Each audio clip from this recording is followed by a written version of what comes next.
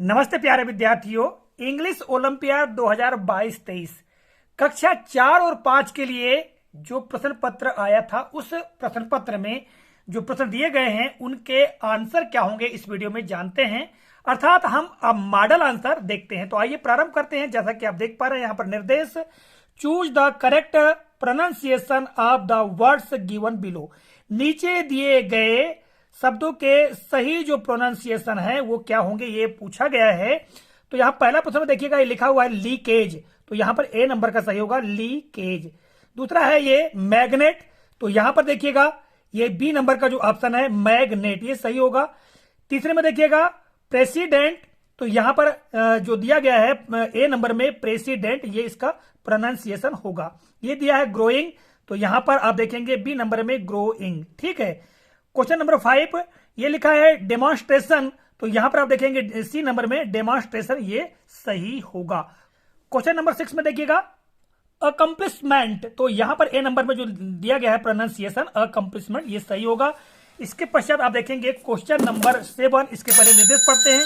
Choose the correct English spelling of the given word. दिए गए शब्द के लिए अंग्रेजी की स्पेलिंग बताना है, तो यहां पर दिया है ऑब्स्ट्रक्टिव, तो यहां पर जो सी नंबर में लिखा हुआ है जो स्पेलिंग दी गई है OBSTRUCTIVE ऑब्स्ट्रक्टिव, ये सही होगा। क्वेश्चन नंबर आप 8 देख रहे हैं यहां पर। ठीक है। यहां लिखा थर्स्ट, तो यहां पर थर्स्ट में आप देखेंगे THIRST थर्स्ट, बी नंबर का सही होगा।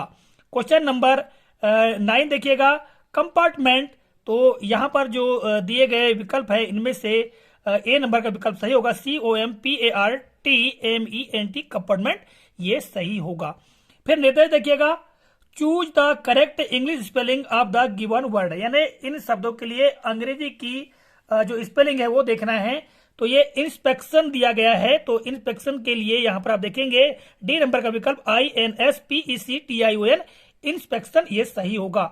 क्वेश्चन नंबर 11 देखिएगा फ्यूचर, तो फ्यूचर FUTURE, ये दिया है सी नंबर में FUTURE फ्यूचर, सही होगा। फिर क्वेश्चन नंबर 12 में देखिएगा ब्रांच, तो BRANCH होना चाहिए, तो BRANCH ए नंबर का सही होगा। फिर यहां पर देखिएगा निर्देश दिया गया है, निर्देश को देखिएगा choose the correct option to fill in the missing letters. यहां पर जो शब्द दिया गया है और शब्द के आगे उसका अंग्रेजी शब्द भी दिया गया, किंतु यहां कुछ लेटर छूटे गए हैं, तो उनमें सही क्या है? व्याख्यान, व्याख्यान कहते हैं लेक्चर, क्या कहते हैं? लेक्चर। तो सी नंबर में LECTURE लेक्चर, ये सही होगा।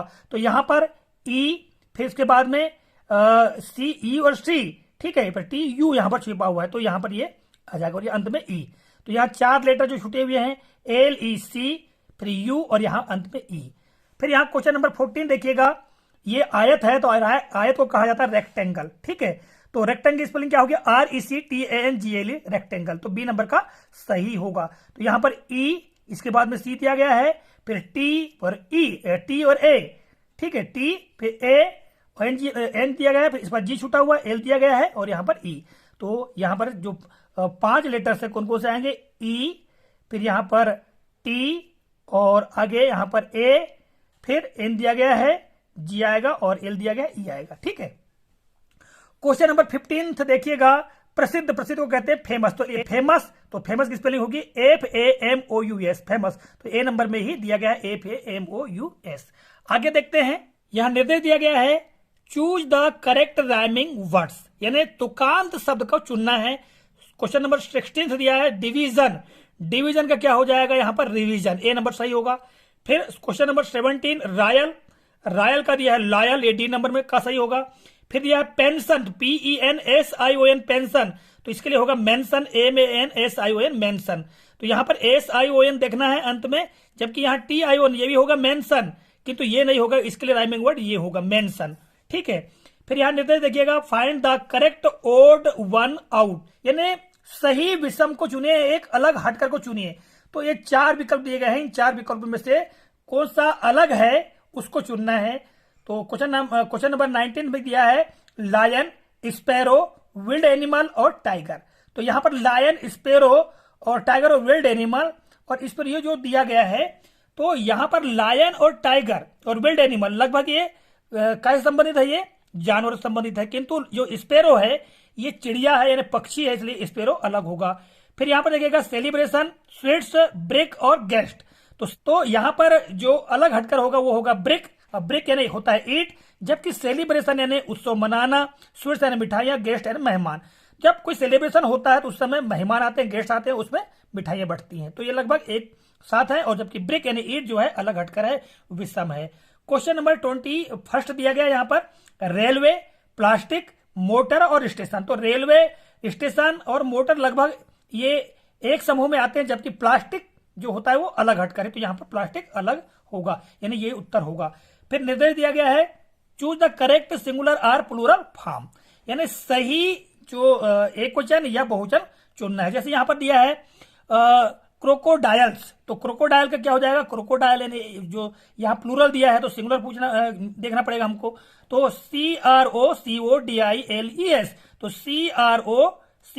CROCODILE, तो ये होगा ए नंबर का सही। ठीक है। ब्रांच, ब्रांच का होता है branches, BRANCH, branches, B number का सही होगा। क्वेश्चन नंबर 24 देखिएगा, आम। तो यहाँ आम के लिए ARMS, यही होगा आर्म्स। ठीक है। इसके पश्चात यहाँ निर्देश देखिएगा, choose the correct synonyms for the given words, यानी इनके लिए जो सिनोनिम है अर्थात समानार्थी शब्द है उसको चुनना है। एक्टिव, एक्टिव के लिए यहाँ पर जो दिया गया है एनर्जेटिक, पैसिव, स्लो और डल, तो ये एनर्जेटिक आएगा। यानी जो एक्टिव यानी जो क्रियाशील है उसके लिए एनर्जेटिक का भी प्रयोग हम करते हैं। ठीक है। फिर सिंपल, सिंपल के लिए आ जाएगा इजी। ठीक है। जबकि यहाँ डिफिकल्ट, मीडियम और सिमिलर दिया है तो सिंपल क्या हो जाएगा, इजी हो जाएगा।